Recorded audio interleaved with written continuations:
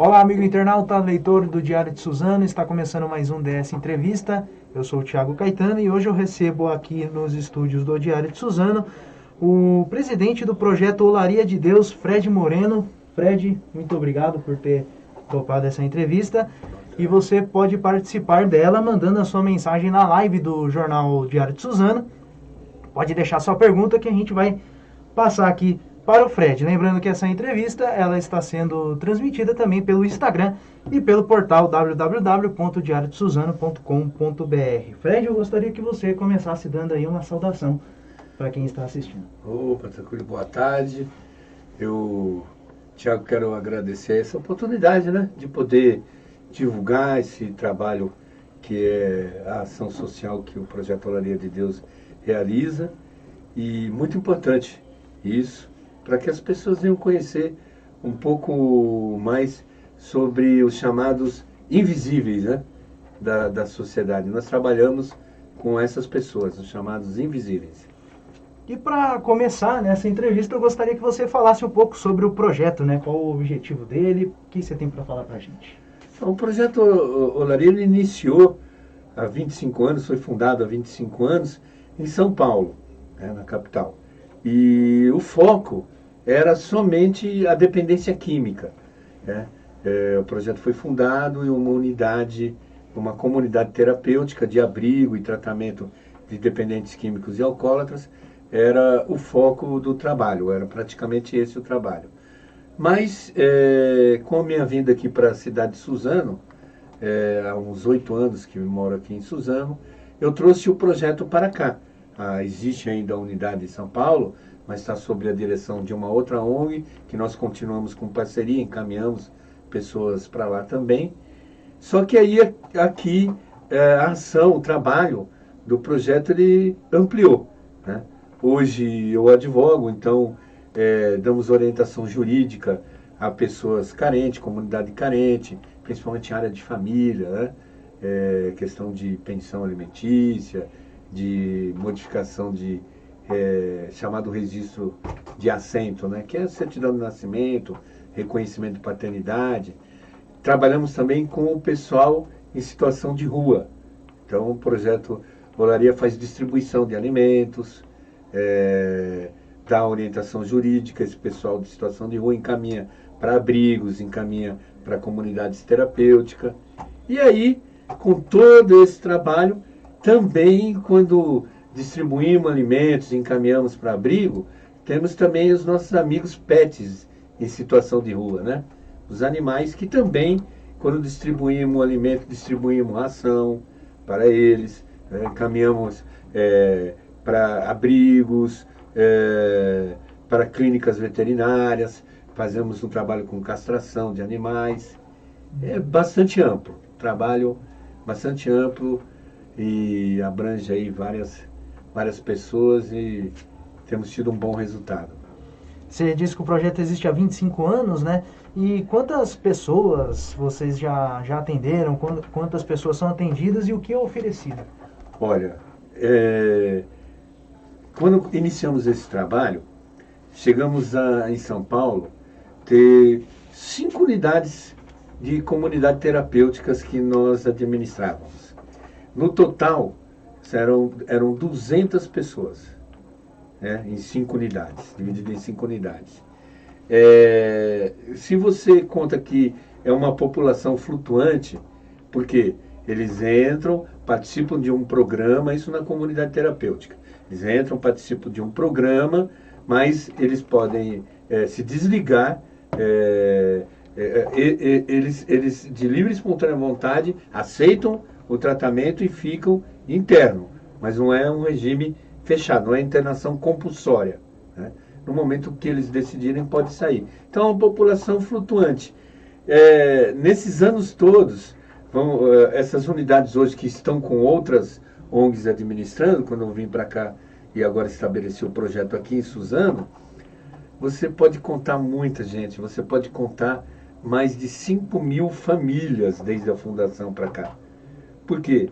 As pessoas que ficam em tratamento, a família também recebe, porque o dependente é a pessoa, o usuário, o como é denominado, o viciado em drogas, né, ou em álcool. Mas existe o codependente, que é a família. Não adianta você trabalhar só o dependente. Você tem que trabalhar a família também. Então, é muita gente. É um número grande de pessoas.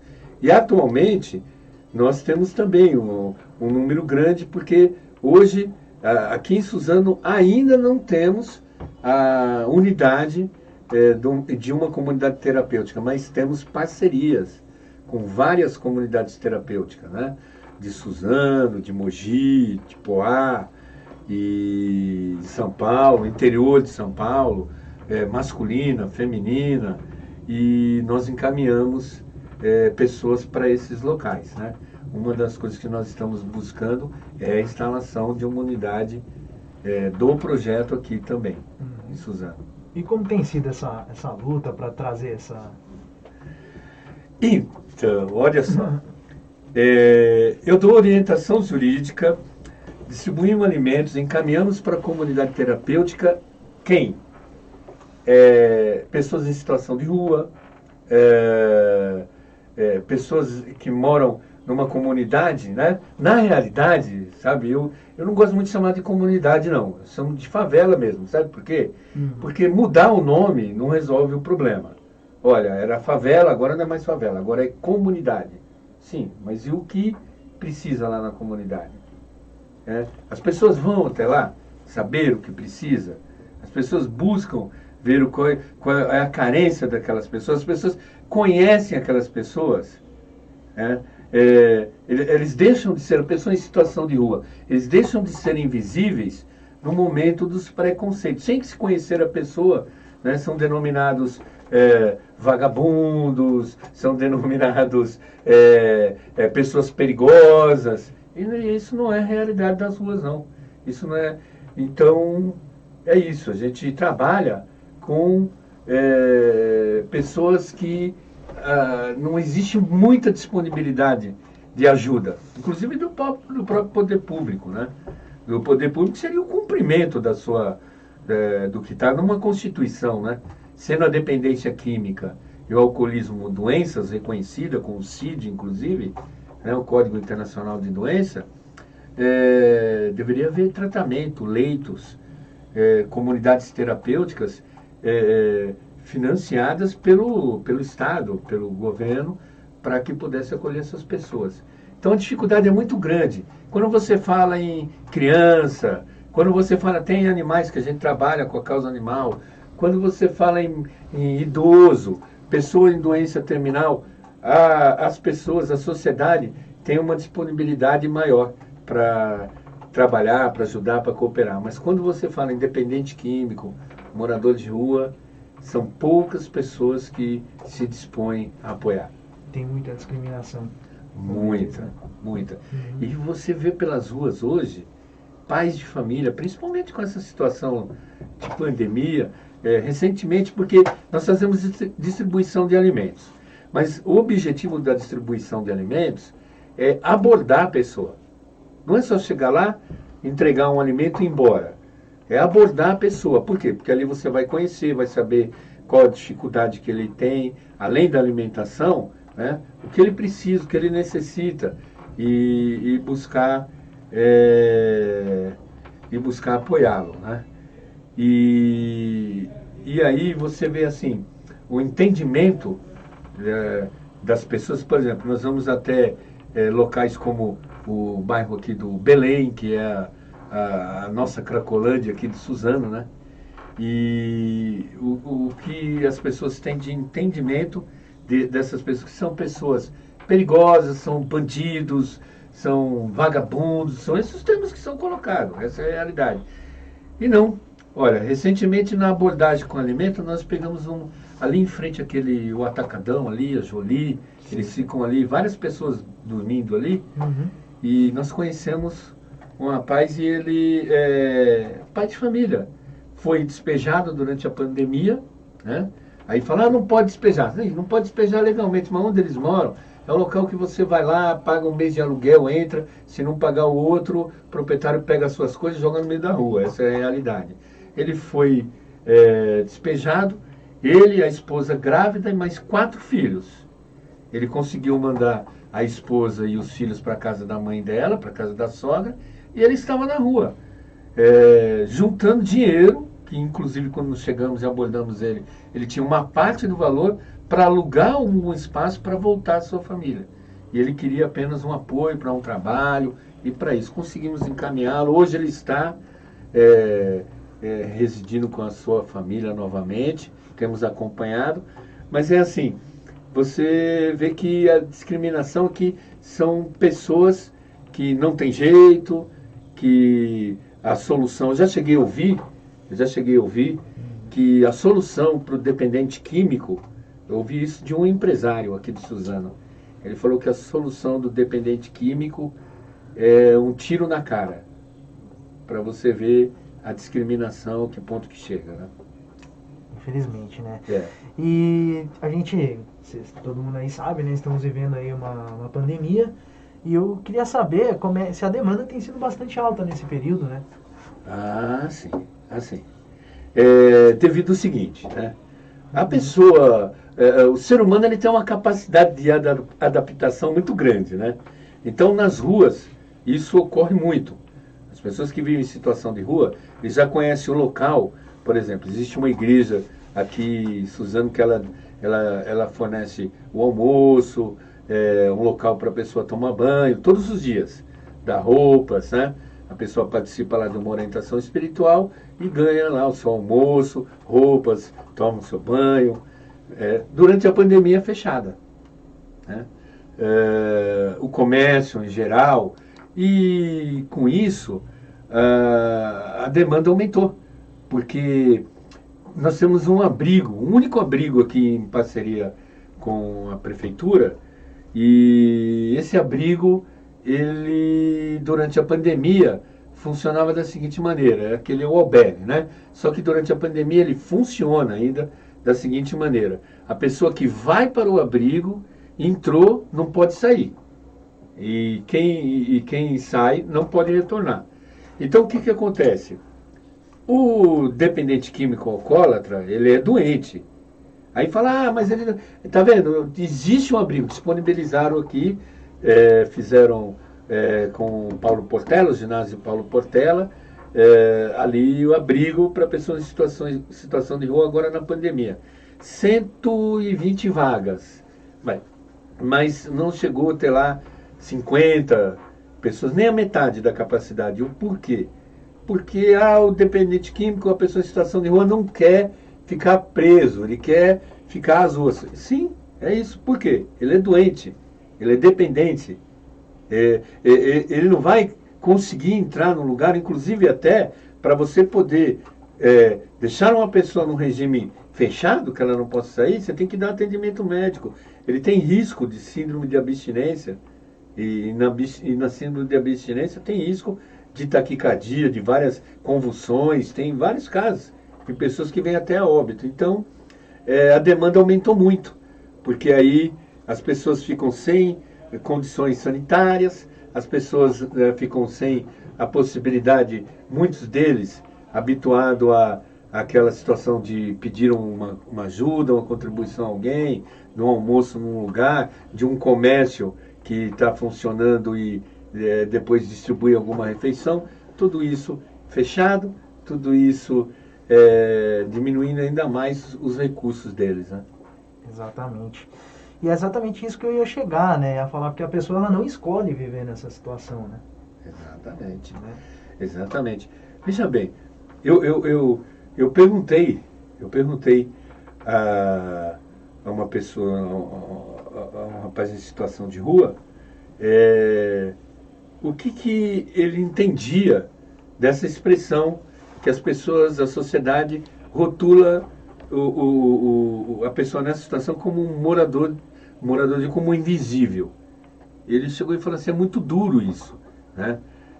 A gente percebe, a gente vê que as pessoas passam por nós e é realmente como se nós não existíssemos, né?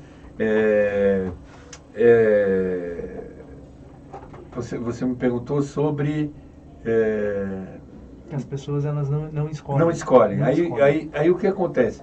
Na realidade, as pessoas não sabem como eles são, as pessoas não sabem. Basta fazer assim, eu faço um apelo, né? Medite, pense, e você quando é abordado por uma pessoa em situação de rua, um semáforo, você conversa com essa pessoa, você pergunta o nome dela, você procura saber o que está acontecendo com ela? Não. Qual que é a atitude normal? Levantar o vidro, fugir daquela pessoa, a pessoa é perigosa. Recentemente eu vi uma pessoa ali próximo à padaria Paladar, ali próximo ao terminal de ônibus, o camarada literalmente caído na calçada, atravessado, e todas as pessoas passavam por ele e simplesmente desviavam dele. Ele estava ainda atrapalhando. Vieram tirar ele de lá porque ele estava atrapalhando, né? E não é isso, ninguém escolheu esse tipo de vida. Foram doenças como a dependência química, outras situações. Você tem pessoas na rua, desempregados, pai de família, vivendo nas ruas, entendeu? E está vivendo aquilo porque não encontra uma outra opção. Então, o apelo que eu faço também é que você que tem vontade, porque às vezes você diz assim, eu tenho vontade de cooperar, de ajudar, de saber dessas pessoas, mas eu nem sei como abordar. Por exemplo, eu não tenho uma experiência de vida para ir até um local como a Cracolândia aqui de Suzano, ou a Cracolândia mesmo de São Paulo, e não tenho habilidade para chegar lá, não sei nem como chego lá, não me sinto seguro para isso. Apoie aquele que faz. É uma maneira de você cooperar, de você estar ajudando essas pessoas, de querer saber dessas pessoas. Só para completar aí essa resposta, às vezes as pessoas falam assim, mas eu não sei o que essas pessoas precisam. É muito difícil saber o que eles precisam. Não, é muito fácil. Sabe o que eles precisam? O mesmo que todos nós precisamos para viver. Uma moradia, um trabalho, uma família, saúde, lazer. Eles precisam disso. As mesmas coisas que nós. E é isso. O pessoal está comentando aqui, ó. Frederico Miguel Lopes. Acompanha os resultados do projeto Laria de Deus. É um importante trabalho de recuperação e inclusão de pessoas na sociedade que precisa de nosso apoio. Parabéns. Pessoal elogiando muito aqui o seu projeto. Obrigado. E é isso. E eu gostaria de saber agora sobre a estrutura, né, que o espaço oferece e quantas pessoas atuam no projeto, né? Quantos voluntários tem? Então, olha, a estrutura nossa aqui em Suzano, nós temos o nosso escritório para atendimento, né? Fica na rua Expedicionário Abílio Fernandes, né? Isso, número 167. Ali fica o nosso ponto de atendimento, né? A administração, vinculado com o Instituto Lisandro e com a ONG Paz, nesse local. Nós ali é o ponto para a administração. E a estrutura nossa hoje é com voluntários. Por exemplo, nós fazemos a distribuição de alimentos. Então lá nós temos na casa de um voluntário nosso, uma cozinha ampla, equipamos lá para poder se fazer o alimento. Temos as pessoas que fazem doação de alimentos, da embalagem, né, do combustível, que nos ajuda a distribuir aos dias, né? Na questão de encaminhamento para tratamento, para dependentes químicos, nós temos parcerias com comunidades terapêuticas da região, de São Paulo também. Então, nós temos uma estrutura boa, mas a estrutura que nós estamos almejando, buscando, já em projeto e já se trabalhando nela, é uma unidade, uma comunidade terapêutica aqui em Suzano, né, para abrigo de pessoas com dependência química e alcoólatras, e também para a causa animal, né, para abrigo de animais. Estamos buscando hoje, isso, estabelecer essa unidade aqui. Tá certo. E quais foram as ações que vocês fizeram nesta pandemia, que estão fazendo? Como é que tá? Então, nós estamos fazendo ainda, iniciamos buscando o atendimento das primeiras necessidades ali no início da pandemia. O quê? Abrigos, né? Como já falei, tínhamos um único abrigo e depois foi disponibilizado, devido até mesmo uma cobrança não só do Projeto Olaria, mas de uma postura da nossa administração aqui, da nossa prefeitura, eles estabeleceram o ginásio Paulo Portela. Foi uma ação, um pedido, uma cobrança, uma ação atendida pela prefeitura. Porém, com um programa que não atende o dependente químico, porque o dependente químico não vai ficar lá e não sair porque ele depende do álcool, depende das drogas. Isso sim. Mas para você ter um exemplo, né, uma ação que nós tentamos, dito assim, quais as medidas preventivas para o Covid-19? Você utilizar máscara, higienizar suas mãos, né, lavar sempre as mãos, utilizar álcool. As pessoas que vivem em situação de rua, eles não têm esse espaço. Então eles utilizavam o quê? O comércio, as igrejas, tudo isso fechado.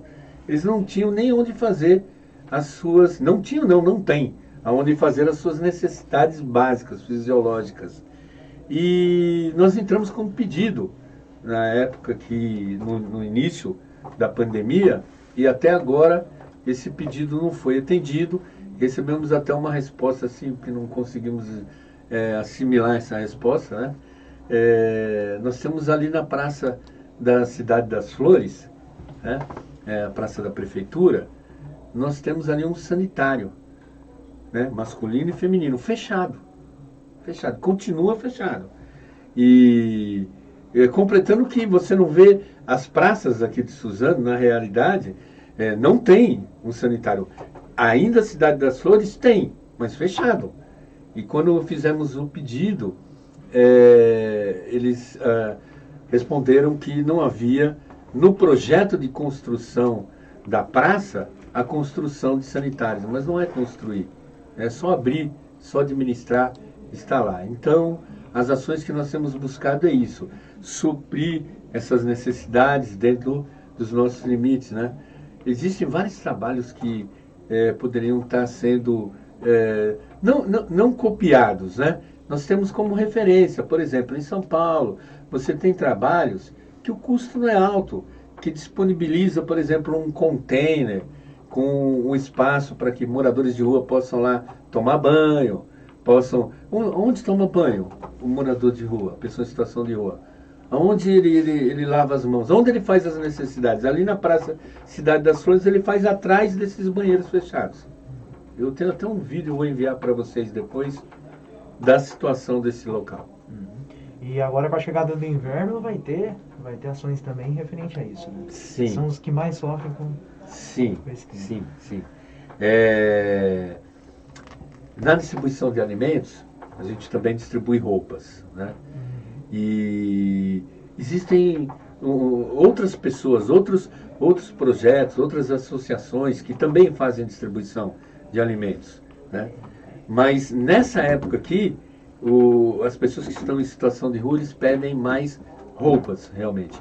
Porque até pelo fato de ele não ter um local onde ele possa lavar a roupa, onde ele possa tomar um banho, o que normalmente ele faz? Ele utiliza uma roupa por 2, 3 dias e depois ele tira, joga fora e coloca outra, porque ele não tem um local para higienizar aquilo, né? Falando ainda sobre a pandemia, você não chegou a ver muitos casos da doença entre essas pessoas, né? Então, não é que não houve, assim, se essas pessoas, a sociedade, ela realmente coloca essa pessoa à margem, coloca como aquele que não existe, que são os invisíveis, você imagina divulgar. Não existe nenhum estudo, nenhuma estatística sobre o número de pessoas em situação de rua que adquiriu, que foi contaminado com Covid, ou até que veio a óbito. Não existe. Até mesmo né? O argumento que nós utilizamos para tentar, por esse caminho, né, tocar as pessoas que têm o poder para socorrer essa situação, dizendo o seguinte: eles são grandes transmissores também, entendeu? Fora a situação deles, o risco deles, eles são grandes transmissores, porque nas condições que eles vivem, ainda que eu acredito que muitos deles vão buscar atendimento médico, recebem lá algum tratamento e tal. Alguns vieram a óbito dentro da Santa Casa aqui de Suzano, pessoas em situação de rua, alguns vieram, mas alguns adquiriram o vírus e foram tratados nas ruas mesmo, com atendimento médico, voltando, mas continuam sendo transmissores, né? Continuam sendo pessoas assim. Então, por esse lado, eu entendo assim que poderia se enxergar assim, vamos ao menos buscar socorrê-los, já que a gente não tem uma atenção a essas pessoas, vamos buscar socorrê-los para nos prevenir. Foi um argumento que nós conseguimos para ter algum atendimento, né? Entendi. O pessoal continua mandando comentário aqui. Eliane Lopes, parabéns, Dr. Fred, por esse trabalho tão bonito. Obrigado. Kátia Santos, conheço o trabalho do Projeto Olaria, maravilhoso, honesto, pessoas que amam o que fazem, parabéns. Obrigado. E o que motivou, Fred, você a atuar nesse segmento? Então, falaram que o dependente químico, a solução para ele, né, como eu falei aqui no início, né, que eu ouvi de um empresário aqui, a solução do dependente químico é um tiro na cara, né? Mas eu não deixei esse empresário sem resposta, né? Eu disse a ele, então, que ele estava falando com um fantasma, né? Se a solução era um tiro na cara, ele estava falando com um fantasma. Eu, com 29 anos de idade, hoje eu tenho 56, eu pedi à minha família um apoio, eu era dependente químico, e pedi tratamento, pedi alguma solução, porque eu não aguentava mais viver desde os 13 anos de idade até os 29 com a utilização de drogas. E quando eu fui interno em uma comunidade terapêutica, com 3 meses que eu estava interno, houve uma mudança na direção da comunidade, porque um dos dirigentes lá se desligou e acabou deixando a unidade onde eu estava lá sem ninguém administrando, gerindo. E aí, com 3 meses, eu assumi aquela unidade de um projeto, de uma outra ONG. E de lá para cá, aí eu fundei o Projeto Olaria, né? E depois do Projeto Olaria, da fundação, desde aquele momento da internação, eu venho fazendo esse trabalho. E porque eu creio na cura, na recuperação, eu creio você tem que dar acessibilidade à pessoa. A pessoa tendo acesso ao tratamento, eu creio porque eu vivenciei isso, né? Eu vivenciei. Então, isso que me motivou a expandir, passar para as outras pessoas aquilo que eu recebi primeiro, né? Entendi. E você olhando para trás, tudo isso que você passou, e qual o sentimento que fica? O sentimento que fica também de ver a pessoa recuperada, de ter resgatado a sua vida, né? Olha, eu recebi ontem uma notícia que de primeiro é uma notícia triste, né? Mas depois eu vi assim, que coisa boa, que gratificante, né? A família de um amigo nosso que passou pelo projeto, esteve interno conosco, né? O nome dele, Cláudio. A família dele, isso há 20 anos, hein? Há 20 anos atrás, ele esteve na unidade nossa em São Paulo e ele era dependente do álcool, alcoólatra. Mas alcoólatra, assim, perdendo a família, trabalho, tudo, muito consumo de álcool.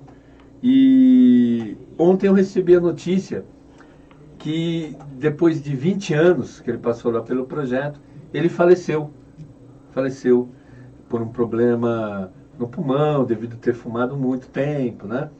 Ele faleceu E de plano, quando eu tomei conhecimento disso, eu fiquei muito triste, né? Porém, a família me mandou uma mensagem dizendo assim, mas há 20 anos, desde que ele passou pelo projeto, ele faleceu hoje, mas ele viveu livre do álcool, ele viveu bem com a sua família, foi muito bom, inclusive ele sempre falando do projeto, sempre falando de nós, nos últimos dias dele de vida, falando da gratidão que ele tinha, né? Outras situações que já passei, de encontrar famílias, de encontrar pessoas que tiveram a sua vida totalmente restaurada, a sua vida familiar, profissional, a sua saúde. Então isso é muito gratificante, né? Eu não sou religioso, eu creio, eu não sou religioso, eu não sou vinculado a igreja nenhuma, eu não sou vinculado a religião nenhuma, apesar do nome Projeto Olaria de Deus dar uma ideia, não, nós somos interdenominacional, né? Nós não temos denominação nenhuma, vínculo a igreja nenhuma, né? Mas eu creio em Deus, né? E a gente aprende situações assim. Uma vida, ela vale mais que o mundo inteiro. Então você imagina, nesses anos todos, pessoas assim que se recuperaram, tiveram muito mais que uma. Isso é muito gratificante. Isso motiva a gente chegar e pensar assim, vale a pena, é bom, sabe? É verdade, é verdade. O que prospera esse trabalho é porque é verdade.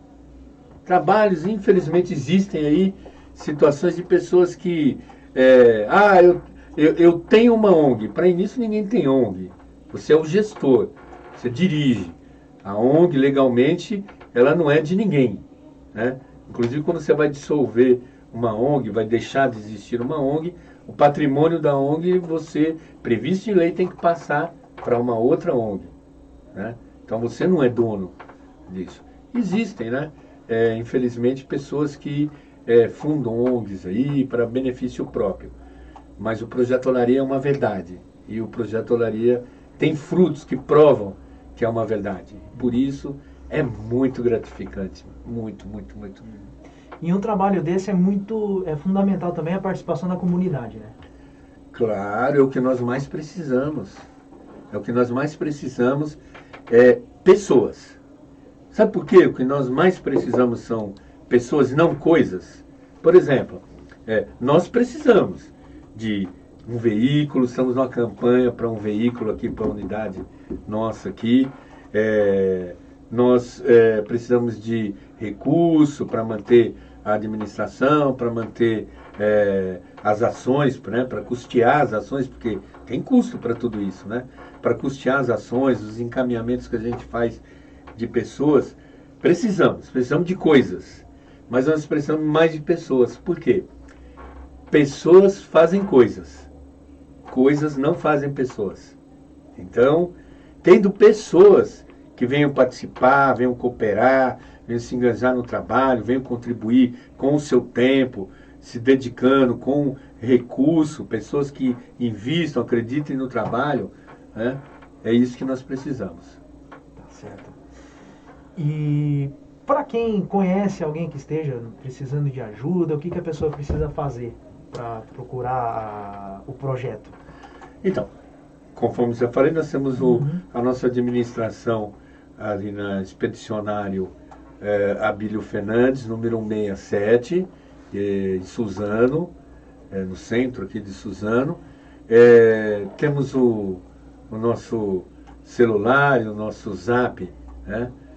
Posso passar aqui? O DDD 11 9 4636 8510 9 4636 8510.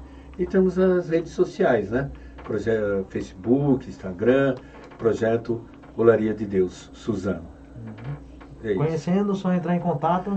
Entre em contato, nós passando a situação, o que ocorre com alguma pessoa em situação de dependência química, alcoolismo, alguma pessoa que se encontra às ruas, em situação de rua, causa animal. O que nós vamos fazer? Vamos ter o contato, essa é a abordagem, aqui é a abordagem.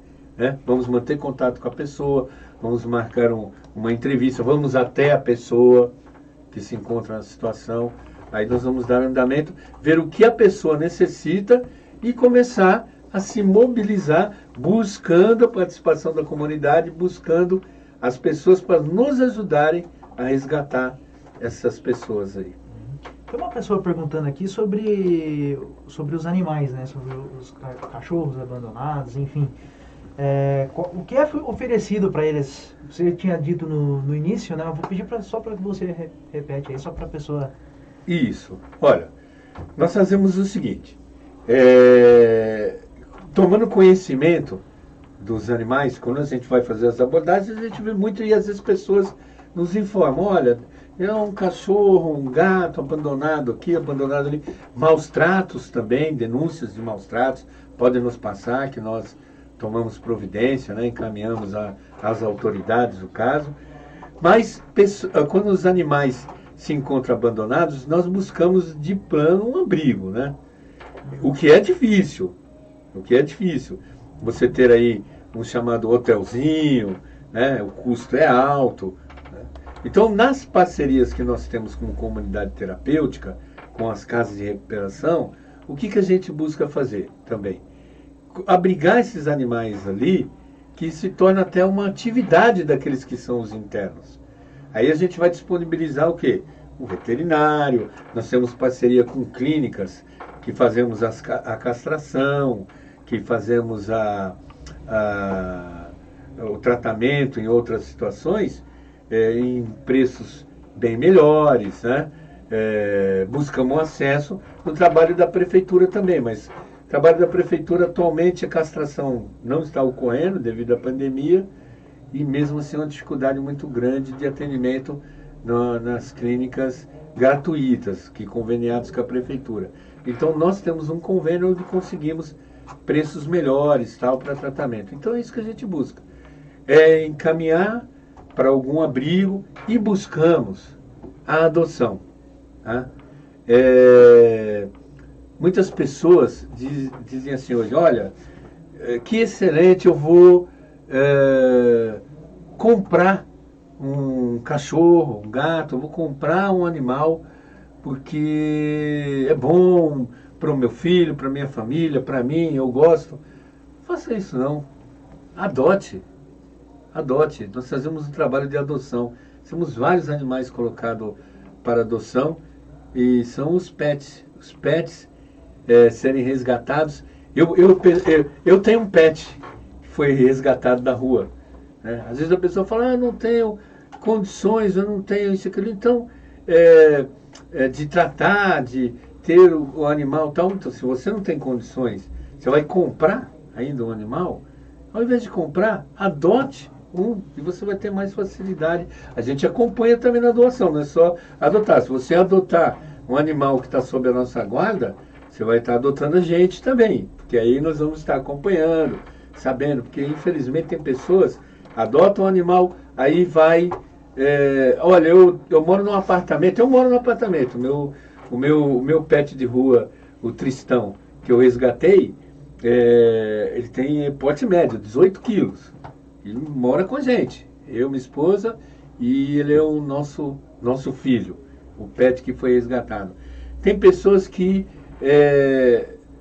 adotam um animal, ou às vezes até compram um animal, e mora num apartamento, não, mora numa casa, aí vai mudar para um apartamento, aí diz assim, eu não tenho condições de continuar com esse animal. Então, às vezes coloca para adoção para uma outra pessoa, às vezes abandona nas ruas, como cresceu muito nessa pandemia o abandono de animais, porque aí as pessoas buscaram diminuir os seus custos e mudaram de casa, de residência, e diz assim, não posso levar um animal, não tenho condições de levar um animal e abandona.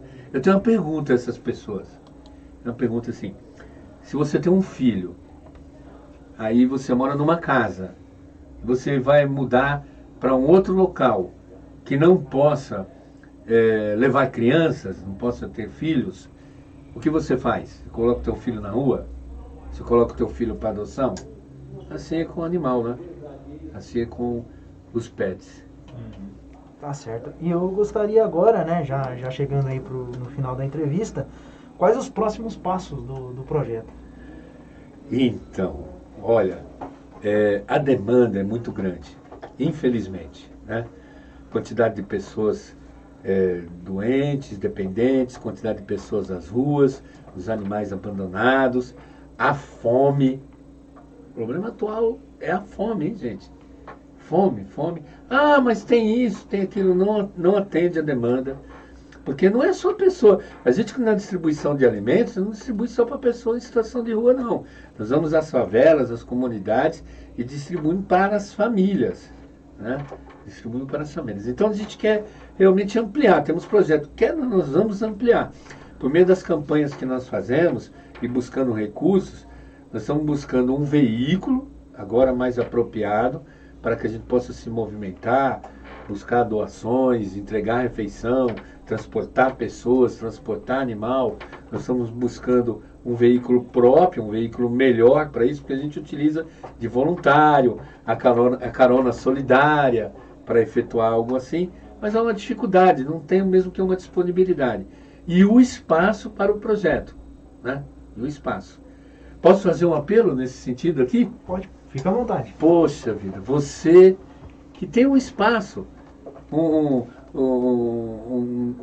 uma chácara, um sítio, um terreno grande, que muitas vezes está desocupado, e queira transformar isso em um espaço útil para a sociedade, de alguma maneira, arrendar, fazer o comodato, que é empréstimo durante um tempo, né, fazer a doação de um espaço, né, ou cooperar conosco.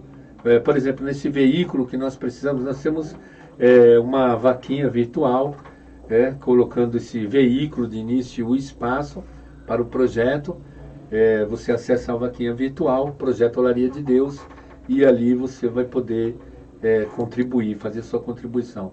Nós temos o objetivo de ampliar, inclusive, né, buscando parceria com a própria gestão pública, né? Para que venhamos ter, além da fiscalização, existem diversas comunidades terapêuticas que sofrem fiscalização, porque a legislação da Anvisa, ela exige determinadas situações mínimas do espaço onde se abriga pessoas para ela poder funcionar. E quando chega nessas comunidades terapêuticas que estão funcionando irregular, essa comunidade sofre, é autuada, muitas vezes ela é intimada para que venha desocupar, para que venha encaminhar as pessoas que lá estão para alguma casa que atenda às necessidades, né? Aquilo que é a legislação. E como eu dou orientação jurídica, eu também, para as comunidades terapêuticas que estão sofrendo esse tipo de procedimento, pode procurar a gente também, a gente dá apoio. E eu perguntei numa defesa aqui para o pessoal da fiscalização, se era para desocupar a casa e mandar aquelas pessoas que estavam em tratamento ali para uma casa que tivesse as normas ali estabelecidas e tal. Eu falei para eles, então tá bom. Aonde eu consigo descobrir uma casa, por exemplo, aqui em Suzano, que tenha todas as normas atendidas e tal? Não existe. Não existe. Então, a parceria que nós buscamos para ampliar o trabalho é isso. Um posicionamento da gestão pública. A gestão pública, constitucionalmente, tem a obrigação, dever, de ter um trabalho como esse. Sendo reconhecido como doença, toda pessoa tem direito à saúde. Isso é a previsão. Então, o nosso objetivo é esse, ampliar, alcançar mais pessoas, expandir esse trabalho. Fred, você falou que a demanda aumentou, né, nessa pandemia. Em quantos por cento? Dá para dizer assim, de aumento? De pessoas, principalmente em pessoas em situação de rua, Isso. você pode colocar o dobro, dobrou as pessoas em situação de rua. Dobrou as pessoas em situação de rua. Por quê? Porque muitas pessoas que viveram algum tempo em situação de rua, saíram dessa situação. Estavam empregados, estavam em algum abrigo, algum albergue, voltaram à sua família. Com a dificuldade da pandemia, muitos voltaram às ruas. Muitos voltaram às ruas, né? E você pode observar isso muito facilmente, né? As pessoas falam, mas você não vê tanto morador de rua aqui em Suzano. Você não vê tanto dependente químico aqui em Suzano. Como não? Como não? Você vai a determinados pontos da cidade que você tem verdadeiras cracolândia. Você vê que essas pessoas, eles se agrupam. Eles costumam ter... Então, não é que essas pessoas, quando você rotula eles de invisíveis, já é dizendo que não sabe, não vê eles, você não vê. Mas se você for buscar, você vai saber que existem pontos específicos que eles se agrupam. E ali, quando você chegava num local, e no inverno eles fazem muito isso, né? Quando você chega num local que tinha lá 5, 6 pessoas em situação de rua dormindo, passando a noite ali, você vai agora e encontra o dobro. Eles agrupados e tem pontos específicos, vários pontos da cidade. Você tem essa oportunidade de enxergar isso. Pode, porque dobrou a demanda. Tá certo, Fred. Eu vou só pedir novamente para você repetir o contato, né, os números. E para encerrar a entrevista, você deixar um recado final aí para as pessoas que estão acompanhando a live. Bacana. Então, o endereço nosso é da administração nossa, do nosso escritório, Rua Expedicionário Abílio Fernandes, número 167. O nosso telefone, nosso celular, nosso zap, 946368510. E as redes sociais, Instagram, Facebook, Projeto Olaria de Deus Suzano e a nossa vaquinha virtual, Projeto Olaria de Deus. Isso são os nossos contatos. Você que quer contribuir, quer participar, quer conhecer mais sobre o nosso trabalho, estamos à disposição, quer participar das ações como voluntário, você que tem alguma atividade profissional, um psicólogo, um médico, um nutricionista, uma nutricionista, um veterinário, pessoas que querem participar, que têm disponibilidade para atender essas pessoas que têm desejo, procure a gente, venha participar conosco. E uma consideração final que eu tenho a você dizer assim, infelizmente, você vê como a demanda é grande, né? É simples. Praticamente, todas as famílias hoje, isso é muito triste, ela tem alguém com histórico, ou de alcoolismo, ou de dependência química. Isso é um fato muito triste, mas a demanda é essa. Então, acredite nessa pessoa, acredite. A situação vem em acreditar, invista nessa pessoa, cobre essa pessoa. Lógico, você está doente, então você precisa de um tratamento. Aí, invista essa pessoa a um tratamento. Ah, eu estou doente, mas não quero tratamento. Bom, aí é uma outra situação. Mas quer tratamento, a pessoa se disponibiliza, busca uma mudança, acredite nessa pessoa. Invista nessa pessoa. Não só no Projeto Olaria. Existem outros trabalhos, existem diversos trabalhos que investem, né, atuam com essas pessoas, com esses nossos amigos, os nossos pares, né? Pessoas, seres humanos, que se encontram numa situação muito ruim, muito precária. Acredite nessas pessoas. Invista num trabalho que investe nessa pessoa. Olha, tudo bem, socorrer uma pessoa de imediato, dar uma alimentação, dar às vezes uma ajuda financeira até alguém que te peça alguma coisa, de imediato, tudo bem. Ali num socorro primeiro, tudo bem, a pessoa está precisando de um alimento, um remédio, alguma coisa, faça isso. Mas se você quiser realmente cooperar, ajudar a essas pessoas, aqui eles iam mudar, porque é isso que é o trabalho social. Assistencialismo é para você abordar, você dá o peixe.